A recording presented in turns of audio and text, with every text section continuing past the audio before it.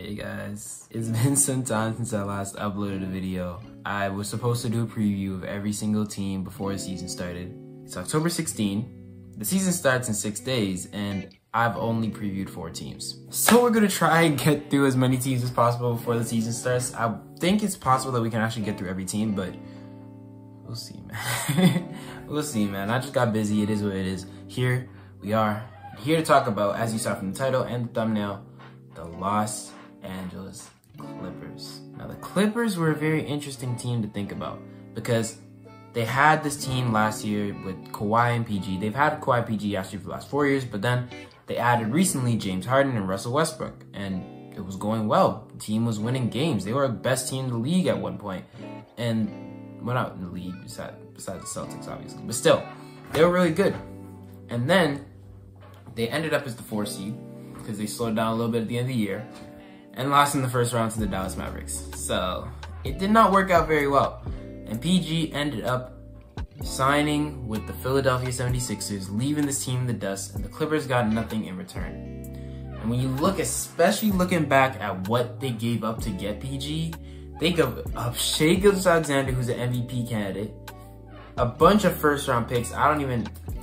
I don't even remember all of them, but there was like a bunch of first-round picks, a bunch of players, and in the end, all they got back was nothing. A few second-round, first-round exits. They didn't make the conference finals. Oh, wait, no, they made the conference finals one time, did they not?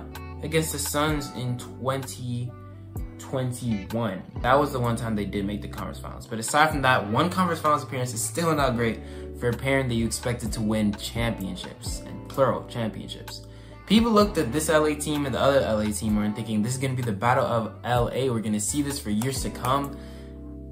And then the years didn't come. Here we are now.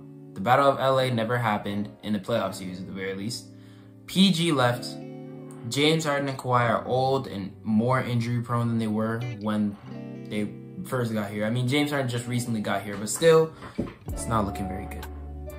Now, when it comes to Kawhi, he's probably the biggest it factor for this team on whether they can be good or not, because Kawhi Leonard at his best is a superstar, but we haven't seen Kawhi Leonard at his best in a long time. Last year he was really good and he was actually pretty healthy throughout the season until he got injured around the playoff time, and then that's when it all fell down because he was injured, couldn't play, and when he did play he wasn't even that good. PG, injuries, it just all fell apart because of injuries. And Kawhi's injuries have been an issue for the past few years. Like, he's a great player. We saw this in 2019, but we haven't seen it really since 2019. He's had some solid games, solid playoff series, some solid performances, but he hasn't really been the player that we saw in Toronto, in San Antonio, because the injuries have ruined his career. Injuries, any conversation about Kawhi Leonard nowadays can't be talked about without mentioning the injury issue. So is he going to be healthy this year? And it depends on how the Clippers play him. I don't know what the mindset is coming into this year. He already has had some issues, and apparently there was a report that came out days ago that he hadn't even practiced with the team yet when training camp started 3 weeks ago. Not a very good look. Overall, it's not looking good for the Clippers right now. And you have James Harden as well. James Harden is getting older.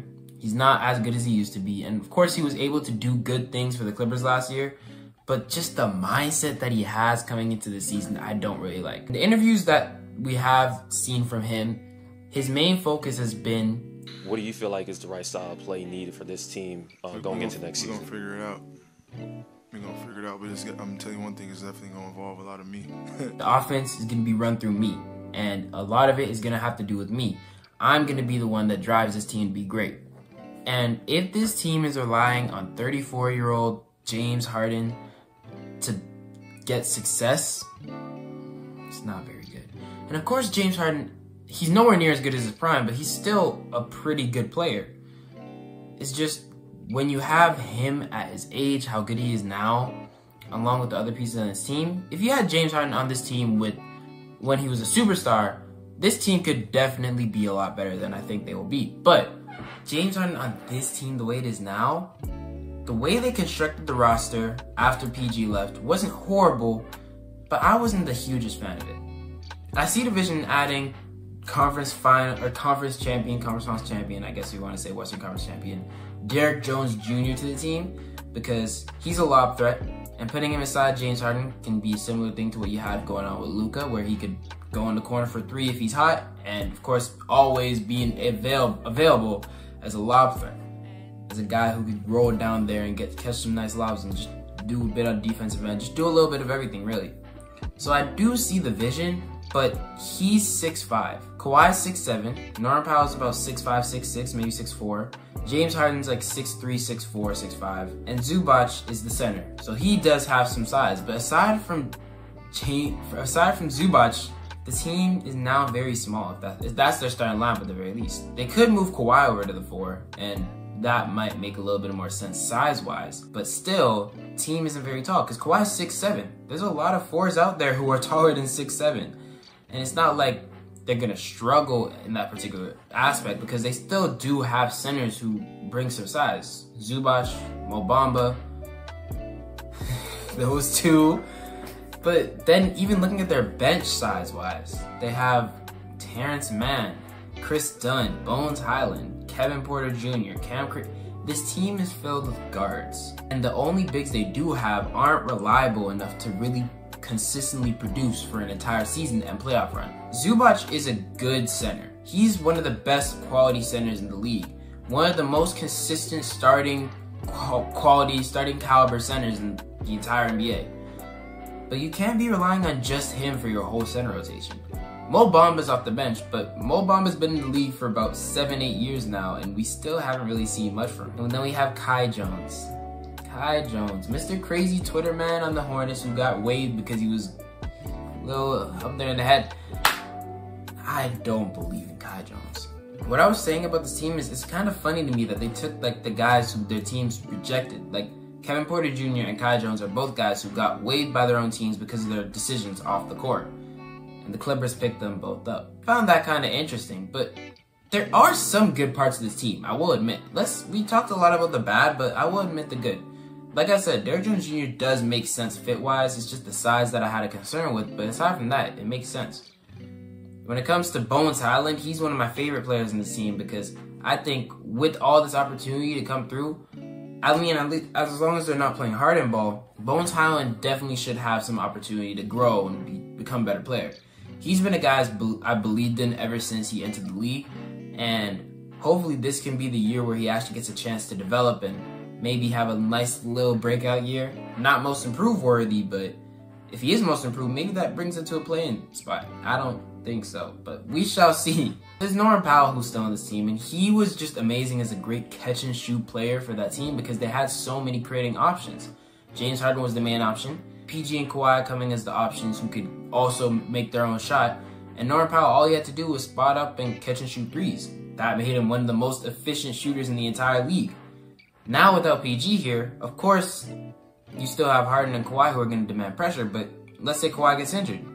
James Harden's the only one demanding pressure, and the next best offensive option on the court at that point, if Bones Highland isn't there obviously, is you, Norman Powell. So a lot of pressure is going to be on him, at least significantly more than what was there last year, because last year, all he had to do was spot up in that corner and shoot threes. This year, he might have to do a little bit of shot creation. And Norman Powell is not a bad shot creator, but you don't want to be relying on him every single possession to get points for you. They did add Chris Dunn to the team, and I see the vision with that where he's a good guy who can provide defense and a bit of playmaking for you, but he's not exactly good enough to where I'd say that's a really good addition that raises their ceiling. Does it raise their floor? Maybe a little bit, but it's Chris Dunn. Am I really here to talk to y'all about Chris Dunn? The Clippers are not looking good for the future. They don't have draft picks. Their players are old. Their only young talent is Jordan Miller and Cam Christie and Kobe Brown. And a few, maybe Alondes Williams. These names, I mean, of course, they could have breakout seasons. They could surprise me. But as it stands right now, hope is very, very low. I don't like their depth. I don't like their fit. I don't like their size. And I don't like their future. But they got a new arena, so that's going to be fun. If you're a Clippers fan, I really do pray for you because it's going to be a rough season. It will really be a rough season. But that's about all I have to say. I don't believe in the Los Angeles Clippers. But if James Harden is healthy, Kawhi's healthy.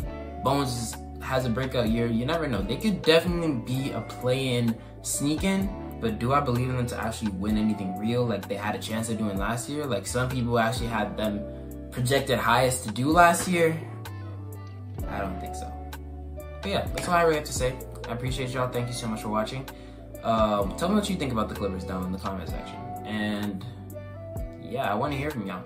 I want to hear your opinions. I want to hear your takes. And chances are it's like a 99% chance I'm going to respond. So, thank you. I'll see y'all next time. Have a wonderful day. Peace. Oh, subscribe. Yeah. That'd be pretty cool too.